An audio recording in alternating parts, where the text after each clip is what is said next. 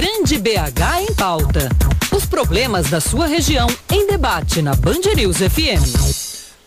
Em Belo Horizonte houve queda na mortalidade infantil nas últimas décadas. Washington Luiz. Um dos assuntos que integram a Rio+20 e as discussões sobre meio ambiente, bem-estar social, é a campanha para a erradicação da pobreza. Uma das consequências da pobreza é a mortalidade infantil. O Brasil está próximo de conquistar uma marca positiva no combate à mortalidade infantil. O país deve atingir esse ano pelo menos uma das metas estabelecidas pela ONU, Organização das Nações Unidas, no documento Objetivos de Desenvolvimento do Milênio. Segundo o Ministério da Saúde, houve redução de 59% na mortalidade infantil no período de 1990 a 2007. O número de mortes a cada 1.000 bebês nascidos caiu de 47 para 19. A ONU estabelece como máximo um número de 14 mortes por 1.000 nascidos vivos. Ano passado, foram 16 mortes a cada 1.000 bebês nascidos, o que significa uma redução de 56% em 2 décadas. Mantendo-se esse ritmo de diminuição,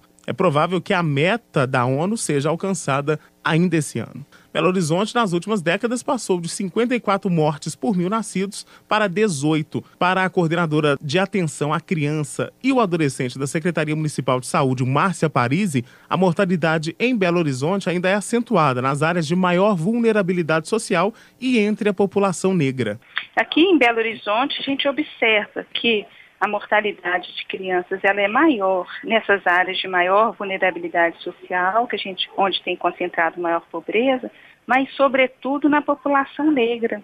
Então, tem essa relação também com as iniquidades étnico-raciais, que precisa ser melhor compreendida também, né? Porque as crianças da raça negra morrem mais, apontando para a gente também uma iniquidade aí étnico-racial, que pode estar influenciando também. Segundo ela, um dos fatores que também colabora para a diminuição da mortalidade infantil é o parto normal. E ela diz que através de parcerias entre Secretaria da Saúde e Maternidade tem sido feito um trabalho no sentido de orientar as boas práticas no parto e evitar a cesárea quando desnecessária.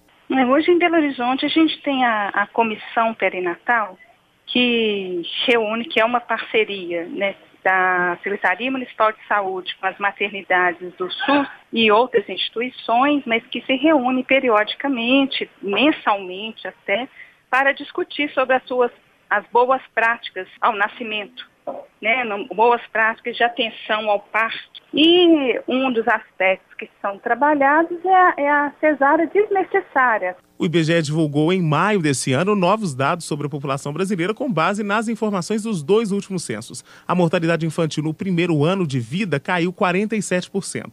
Em 2000, de cada 1.000 crianças nascidas vivas, 29 morriam antes de completar um ano. Em 2010, eram 15. Entre as regiões, a maior queda foi no Nordeste, 58%. A média de filhos por mulher caiu de 2 para 1 em 10 anos. De Belo Horizonte, Washington Luiz. E cerca de 200.000 pessoas vivem em situação de extrema pobreza em Belo Horizonte. Enquanto isso, 60% das 2.000 toneladas de resíduos domiciliares coletadas diariamente nesta cidade são constituídos por resíduos orgânicos, dos quais 40% são resultantes de descarte de alimentos. Mais informações, Bernardo Miranda.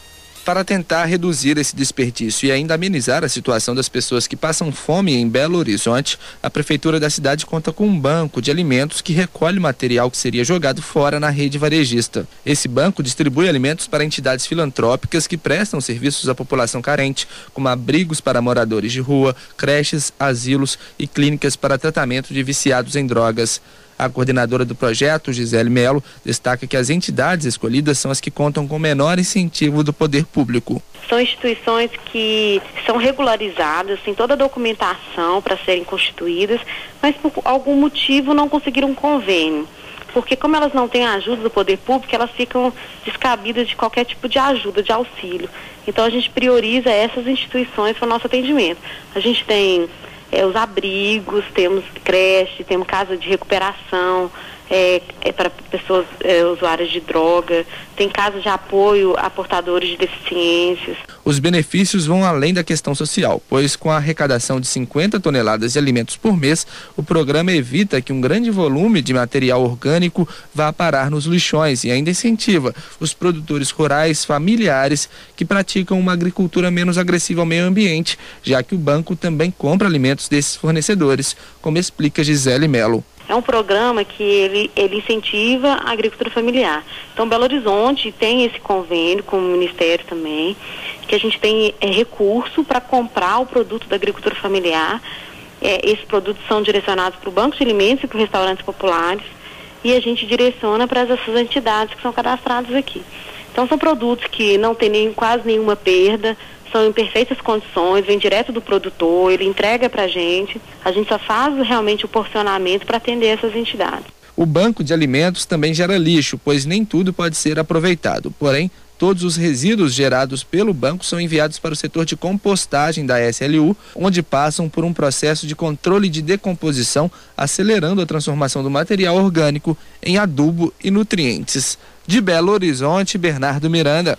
Bom, essa semana estamos tratando no Grande BH em Pauta de temas ligados evidentemente a Rio+20 e ao Congresso Mundial do ICLEI, que são os governos locais pela sustentabilidade, que ocorre exatamente aqui em Belo Horizonte. Dando sequência então ao nosso Grande BH em Pauta, nós conversamos agora com o secretário municipal de Políticas Sociais aqui da capital, Jorge Narras. O nosso assunto é a redução da pobreza. Secretário, muito bom dia. Bom dia ouvintes. Secretário, um dos objetivos do milênio que foram traçados aí para a Prefeitura de Belo Horizonte e, na verdade, para todos os governantes aí do mundo e que ainda estão em pleno vapor, em pleno vigor, está a reduzir pela metade a proporção da população que vive com menos de meio salário mínimo por mês, ou seja, reduzir a situação de extrema pobreza. Como é que Belo Horizonte está no cumprimento dessa meta hoje? Bem, a extrema pobreza ela pode ser definida de várias maneiras, né? A maneira mais habitual é a questão da renda declarada, né? Sim. Então nós temos em Belo Horizonte, segundo o IBGE, 79 mil famílias, segundo o recente censo, com uma renda familiar per capita menor do que R$140, que é o critério de inclusão mais aceito e é o critério de inclusão no programa Bolsa Família. Destas, cerca de 50 mil famílias têm uma renda familiar per capita de até R$70. Então essas são, na verdade, as famílias que são o alvo principal das políticas de inclusão e de redução da pobreza. Vale salientar que nós trabalhamos além do critério da renda, a gente trabalha com o critério de vulnerabilidade social, que inclui a renda, naturalmente, mas nós trabalhamos com outros fatores, muitas vezes vulnerabilidade ambiental, dificuldade de saúde na família, moradia, pouco acesso aos serviços, condições muito particulares da família, que às vezes tem uma renda superior a essa, mas tem outras condições que prejudicam muito a sua inserção, a sua inclusão, a sua participação no tecido social. Uhum. Nós trabalhamos então com uma rede de inserção. Hoje o programa Bolsa Família é certamente o maior deles, porque a gente alcança essas famílias cadastrando, mas acompanhando o cumprimento de condicionalidades, trabalhando com a saúde, os agentes comunitários, com os espaços BH Cidadania, com o Centro de Referência de Assistência Social, com um conjunto de programas que vão formando uma rede de proteção para essas famílias especialmente. Então a gente tem políticas que são universais, mas ao conhecer as condições particulares de cada uma dessas famílias, a gente consegue dar um foco e uma atenção muito mais precisa para que essa família consiga superar esse estágio de pobreza. Esse acompanhamento ele tem sido efetivamente realizado, levado a cabo? Olha, nós temos alguns, no caso do Bolsa Família, a gente acompanha pela via da escola, que é a frequência escolar, acompanha pela via dos agentes comunitários de saúde. Nós temos uma rede, Belo Horizonte é a capital com a rede mais extensa de cobertura da saúde de família. Nós já contamos com 33 espaços BH Cidadania, cada um deles com um centro de referência de assistência social. Nós fizemos recentemente, formatamos um programa chamado Belo Horizonte Sem Miséria, que é dentro da perspectiva do Brasil Sem Miséria, onde nós fizemos uma varredura nos territórios, em cada um desses 33 territórios, identificando as famílias da mais extrema vulnerabilidade. Então nós identificamos cerca de 7 mil dessas famílias, que então são o alvo preferencial de um conjunto de políticas. Isso inclui educação infantil, inclui qualificação profissional, inclui segurança alimentar e nutricional, dentre outras coisas.